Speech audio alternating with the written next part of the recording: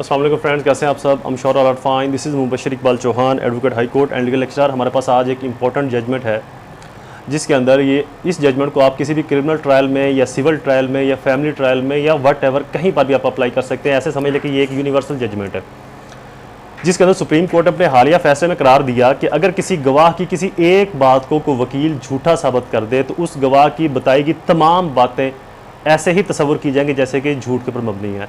इसकी आपको एक हदीस की रोशनी के अंदर भी इस बात की वजाहत मिल सकती है कि कोई एक शख्स जिसका एक बयान झूठा हो उसके बाकी बयानात को भी झूठा तस्वर किया जाएगा।